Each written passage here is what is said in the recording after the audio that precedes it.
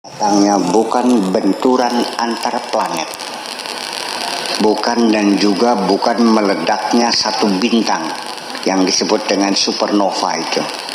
Ya, supernova itu meledak, akhirnya menciptakan kehidupan baru lagi. Sempal itu berputar, membuat gravitasi lagi, akhirnya menjadi benda-benda langit lagi, dan seterusnya demikian. Bukan itu. Jadi yang dihancurkan itu, kalau trompet itu berarti gelombang suara Pak Dedang yang dipecah itu. Kalau gelombang suara yang dipecah, maka kita tidak berkeping-keping, tidak. Tapi akan menjadi debu-debu kosmis kembali yang bertaburan. Haba'am mansura. Dalam Al-Quran dikatakan haba'am mansura, debu-debu yang berterbangan, debu-debu kosmis. Iya, kalau ledakan mah ya paling ya mati, putus, tergeletak. Tapi kalau suara pecah habis semuanya itu. Itu persoalannya.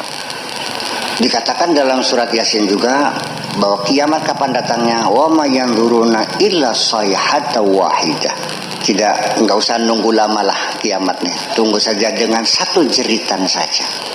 Jadi makanya sekarang NASA itu sedang melakukan penelitian. Sebetulnya saya tahun 80 sudah mulai berpikir ke sana sebetulnya.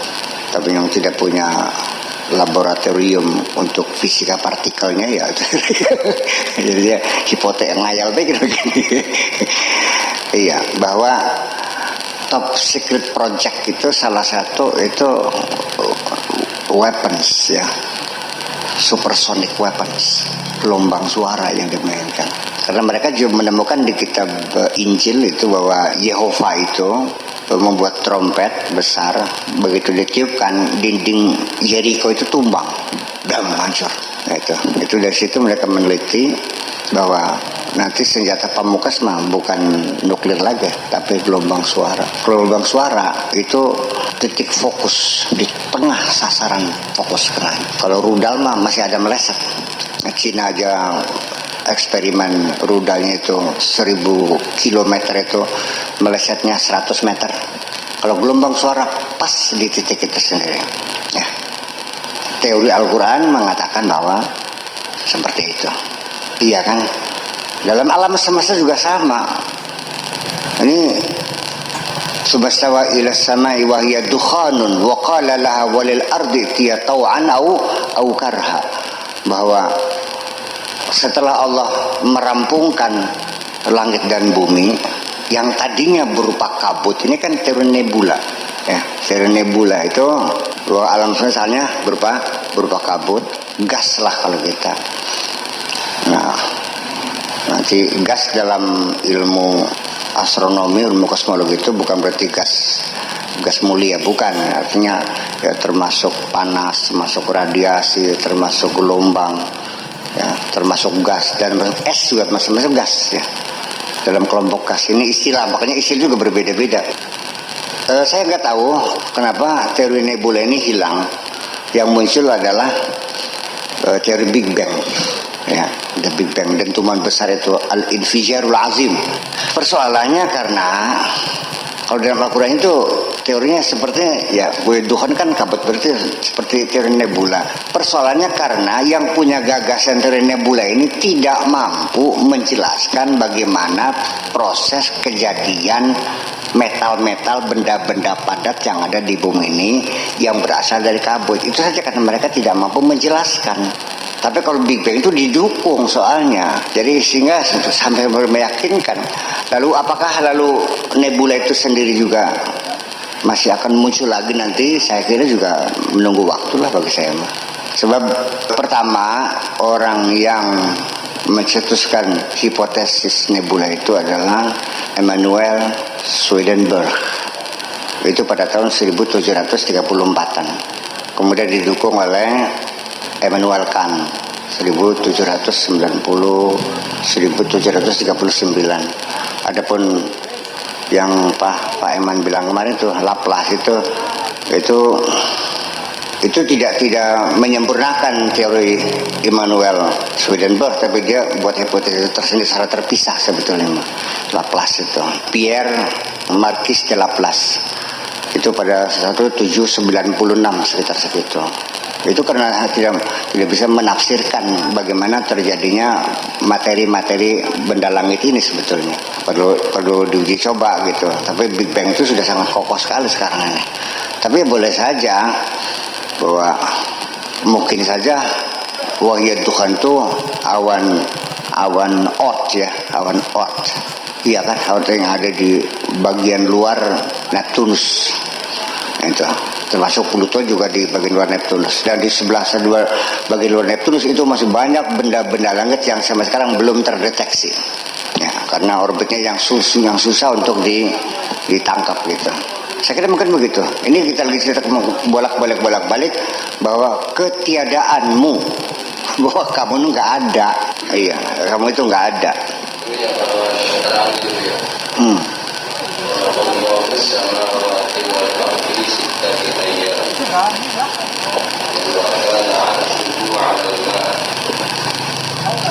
Wakana, ya.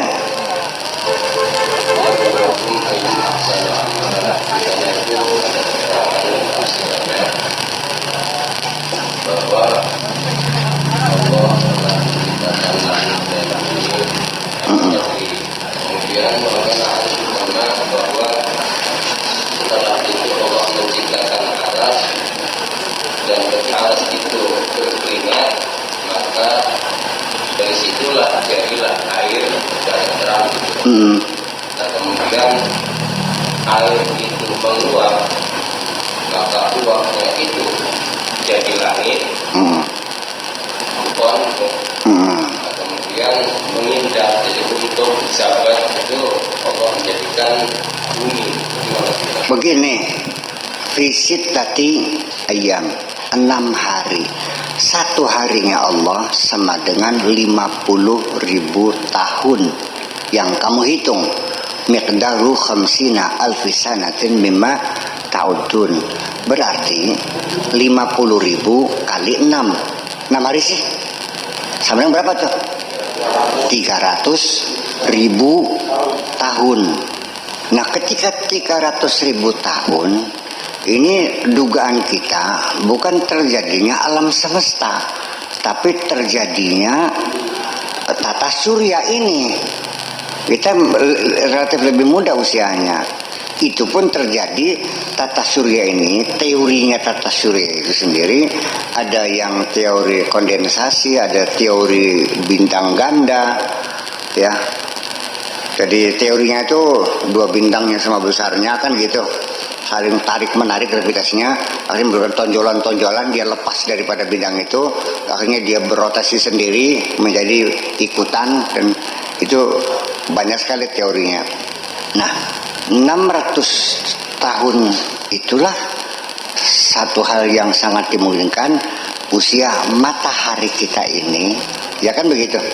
Sekarang sudah berusia 600 tahun dan sampai sekarang tidak pernah berhenti meledakkan nuklir yang dahsyat itu. Setiap ledakan berarti kan dari mana ledakannya? Ledakannya itu adalah dari massa bumi yang sangat luar biasa besarnya itu dan kepadatan yang sangat luar biasa itu, sehingga menjamin keberlangsungan terjadinya fusi nuklir. Ya, fusi nuklir itu menimbulkan ledakan dahsyat di permukaan matahari dan dia mengeluarkan panas, gelombang cahaya, ya, termasuk juga spektrum cahaya juga, ya kan, elektromagnetik, gelombang pendek itu dilepaskan ke angkasa dan dia membawa panas yang luar biasa. Kenapa tidak ke bumi, kok tidak terbakar buminya?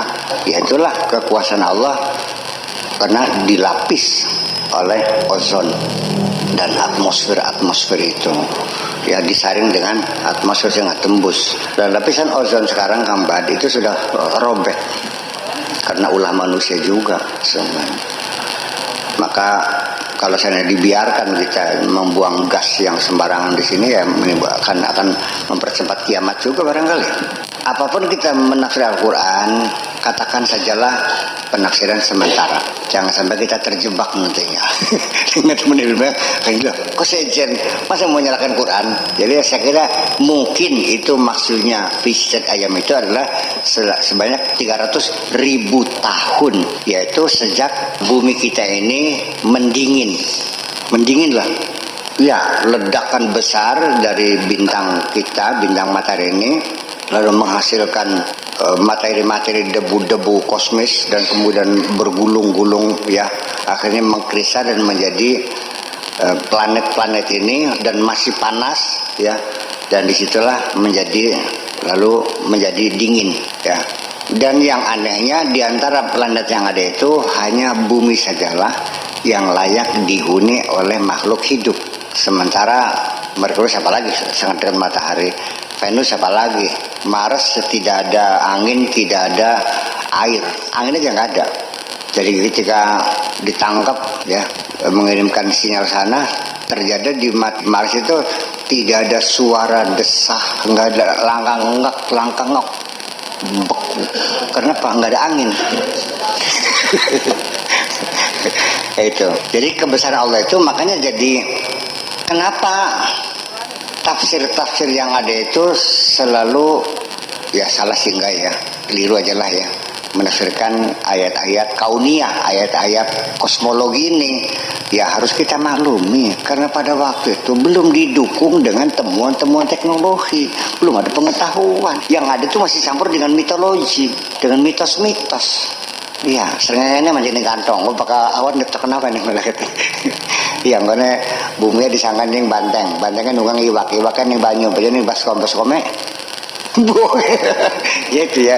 Itu kita maklumi lah, karena bagaimanapun juga dan termasuk harus ada ketahui bahwa istilah galaksi kita disebut dengan Milky Way juga itu nama itu dari mitologi juga, dari mitos Yunani juga, bahwa dewa Zeus itu menitipkan seorang anaknya kepada dewa perempuan yang sedang tertidur, nyunyok gitu sama dewi perempuan nih. Ketika perempuan itu bangun, dia kaget, kok ada bayi samping saya.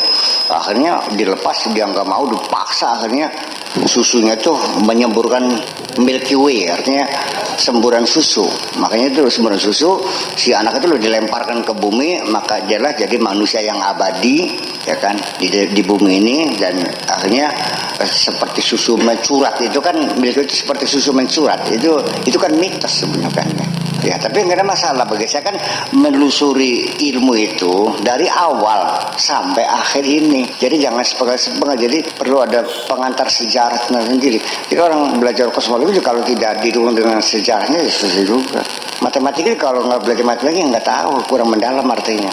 Itu. Jadi kita maklumi sajalah ketika ada penafsiran Al-Quran yang seperti itu, ya maklum aja, karena waktu itu ya belum didukung, ya kan begitu. Tetapi dalam Al-Quran dikatakan wal qamara qaddarnahu manazila hatta ada kal urjunil qadim. Jadi bulan itu juga punya orbit, ya, orbit yang tertentu dalam perputarannya, yaitu dia menjadi bulat kembali, kerowok lagi, bulat lagi. Kalau urjunil qadim seperti semua. La syamsu yanbaghi laha an tudrikal qamara wal lailu sabiqun nahar. Kullun fi falakin yasbahun. Semuanya mengapung di angkasa luas ini. Sebetulnya ada nama Allah. Tapi waktu itu ya gimana sih? Ya begitulah kira-kira. Dan itu juga kita jangan menyalahkan mereka, sebagaimana mereka telah berjasa, telah menunjukkan sesuatu, dan kita juga telah berhutang budi dengan ilmu mereka juga. Oke. Wis yakin bisa langkah ki. Wis langkah ya. Don. Kalau keberadaan manusia atau makhluk ini ya keberadaannya tadi nisbi, tapi bisa dilakukan seperti pelongan gitu. Iya. Itu berarti bagaimana mengenai masalah makhluk itu hadis, Allah itu qadim. Iya. Nah, sedangkan wujudnya longan itu karena wujudnya kan bersama. Iya. Bersama. Seperti bayang-bayang, wujudnya bayang-bayang karena wujudnya kita. Iya. Sebelum ada kita ya nggak ada bayangan. Iya. Gitu. Jadi bagaimana tentang mengenai masalah qadim dan hadis, Kalau sifat-sifatnya Allah itu memang qadim kan gitu. Iya. Qadim. Nah, makhluk itu apakah termasuk sifatnya Allah atau gimana? Kalau makhluk itu hadis Allah adalah qadim. Nah, tapi kalau masalah bayang-bayang, berarti wujudnya bayang itu bersertaan dengan zat yang sarir. Nah, seperti halnya bayangan kita, wujudnya bayangan kita karena ada kita sebelum kita tersorot, maka ya belum ada bayangan. Iya, oke, saya nanya, bisakah Anda merekonstruksikan pemikiran di mana Allah ada qadim dan makhluknya tidak ada? Bisakah kita bayangkan keberadaan Allah sendiri tanpa adanya makhluk?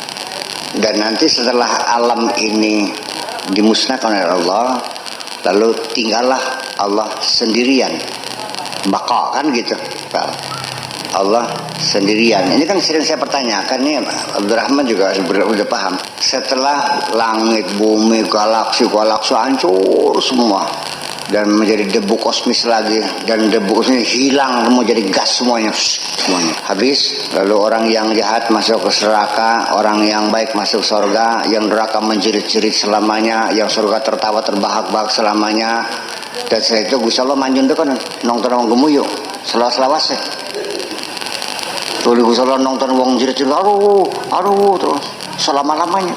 Sudah sampai di situ Anda membayangkan kekuasaan Allah. Finish, the end gitu. Ada penghujungnya. Ingat, Allah bukan khalik saja, Allah juga khalaq, selalu mencipta. Ya kan itu persoalannya. Jadi begini, Allah ini membatasi pikiran kita. Wis aja mikir ado-ado, melas buat kelenger dewek sih dan gini. Wis pikiran habis yang zaman Adam sampai tekan kiamat. Manaknya saja mikir mana yang percuma kata dia. Badi pegel baik ini. Iya. Nah sekarang dari pembuktian fosil-fosil yang ditemukan oleh para arkeolog sendiri, baru saja di Aceh ketemukan tengkorak manusia yang usianya 600.000 tahun. Apalagi yang di Tanzania, miliaran tahun. Berarti ini tengkoraknya manusia. Berarti, ntar dulu. Tahu gak cara menghitung umur fosil tuh? Siapa yang tahu? Dari kadar karbon yang tersisa di situ. Ayo bicara kono bayo kudu ngerti. Iya, kalau kudu belajar itu barang begini. Itu bisa dihitung berapa ratus tahun. Seperti batu marjan tuh, sudah berapa ratus ribu tahun usianya, itu bisa dihitung. Ya memang karbon itu kan, nah ini kita bisa karbon lagi. Ini rahasia kehidupan ini dari mana asalnya bisa kehidupan itu? Karbon itu kan satu inti kehidupan sesungguhnya. Apa kode kimianya karbon tuh? Simbol kimianya apa karbon tuh? CO kan? Sini mana lagi? Belajar kimia bisiran nih.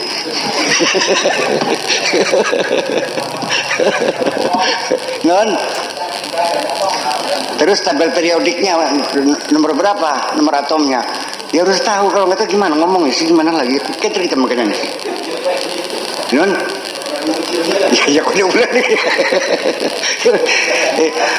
Jadi ya balik. Sebab kenapa? Saya menduga seusai kiamat ya bagaimana orang masih beli. Sebelum ada masih ada orang enggak? Ada manusia enggak? Jangan mengatakan tidak ada, berarti kekuasaan Allah ada awalnya kalau begitu. Iya, Allah ada awalnya kalau begitu. Nah makanya filosof sekaliber Ibnu Rusdi, ya kan, Ibnu Tufail dan sebagainya, itu juga akhirnya mengatakan bahwa keabadian alam juga, alam kekal juga. Ya kalau nggak ada alam bagaimana? Nah ya makanya itu, iya. Ya makanya kan saya sering nanya, Nabi Adam tuh yang kita pelajari sekarang nih, itu Adam episode yang keberapa? Jadi artinya Allah dalam pikiran saya lebih hebat daripada Allah dalam pikiran kamu dong. Dalam pikiranmu kan terbatas, hanya sekian tahun kekuasaannya. Setelah kan pensiun. Ya selesai mati tapi pensiun. Terus beli gaya mana? Beli gunung. Mas Allah pensiun kalau saya serem mah. Belum tuh mas Allah pensiun. Gus kau beli gaya mana kon? Maha kuasa dan tidak akan pernah berakhir kekuasaannya. Itu yang jadi persoalan. Iya. Makanya ya begini sahabat. Oke, kita bicara mundur lagi. Ketika malaikat itu menyangkal, ngapain bikin manusia? Ya kan, toh nantinya membuat kerusakan, nantinya mengalirkan darah. Atajalu fiha may yufsidu fiha wa yasfiku dima. Ini sangkalan malaikat ini tidak sia-sia, ini bukan omong kosong. Satu fakta yang mereka lihat. Tetapi oleh para mufassir kan akhirnya kan karena paradigma awalnya Adam di manusia pertama, sehingga ayat itu diartikan itu adalah umat jin yang perang tuh. Kan gak nyambung. Yang dimaksudkan oleh malaikat membuat kerusakan dan peperangan kan manusia, bukan jin. Yang maksud malaikat kan, coba ataja'alu fiha, man itu jin dan manusia, yufsidu fiha wa yasfiku kan manusia, kok disertakan jin? Ya nanya kepada malaikat, malaikat waktu kamu nanya menyangkal begitu tuh maksudnya jin atau manusia? Ya manusia dong. Seperti mana? Terus maning pertumpahan darah. Kari jin kok anak iblis. Terus mayufsidu fiha, yang membuat kerusakan di bumi. Tolong beritahukan kepada saya apa yang dilakukan oleh jin merusak bumi ini. Apa yang rusak? Enggak ada kok. Enggak ada. Yang merusak manusia, yang merusak bumi siapa? Terumbu karang yang pada habis, bukan jin, bukan. Minyak yang tumpah, hutan yang dibabat, yang longsor, yang semburan lapindo, lesan jiran. Jin mau cuak bahkan malah kurus. Lah ya, kan penafsiran kan tidak rasional. Ya boleh-boleh saja, saya juga tidak menyalahkan karena pemikiran manusia kan bertahap kan begitu. Kita juga kan lanjutan dari mereka juga. Awas jangan sampai nanti dianggapnya saya menghina ulama salaf dan sebagainya. Gitu Mbak Didi. Jadi ujungnya ya Pak, ya sudahlah kalau kita nggak tahu ya lebih baik wallahu alam saja lah. Jadi halo alam. Nah, itu sudah paling tepat gitu. Ya tapi sekedar berhipotesa, berparadigma, berimajinasi, ya kita juga dikasih ruang gerak oleh Allah untuk berimajinasi kan. Fal wujudul haqiqi, maka wujud yang hakiki itu innama huwa li zatihi, adalah zatullah yang wujudul hakiki. Yang lain itu adalah wujud nisbi. Wa asaru sifatihi, dan apa asar tuh? Pengaruh. Bekas pisan. Asar ya. Tanda sifatnya asar. Kenapa tidak gejala saja? Yang ada itu adalah gejala dari sifat-sifat Allah. Tajalla wastatara, bertajalli, tampil dan tersembunyi. Tampilan Allah juga sebetulnya. Ya. Waqtafa fi ma zahara, bersembunyi di sesuatu yang zahir. Fa idza alimta hadza, kalau engkau tahu ini, sadar ini, alimta annahu ta'ala qaribun min kulli syai'. Berarti Anda baru tahu bahwa itu dekat dengan segala sesuatu, termasuk juga dirimu. Makanya aqrabu ilaihi min hablil warid, lebih dekat dari urat nadi. Ya itulah karena sulitnya kita mengurai, dan bisa hanya mengurai, tetapi saya peringatkan bahwa Allah tidak mungkin didefinisikan. Paham begini? Allah tidak bisa didefinisikan, bisanya hanya diurai saja. Diurai pun pasti tidak akan persis, apalagi mengurai Allah. Mengurai pacar saya saja yang cantiknya kayak apa, semalam suntuk saya bercerita tentang pacar saya, tetap tidak mungkin Anda kenal persis. Begitu ada perempuan lewat, Anda tidak kenal. Apakah ini pacarnya Buya? Enggak. Iya kan? Sekalipun perempuan itu tampil di depan kita, kita pun pasti akan berbeda menilainya. Dari ada yang mengatakan cantik sekali, ada yang mengatakan pas-pasan. Tergantung kepada latar belakang kita sendiri. Kalau Kiduki yang selama ini hidupnya di tengah-tengah suku Asmat di Irian Barat, dia mengatakan, ya Allah, cantiknya bukan main.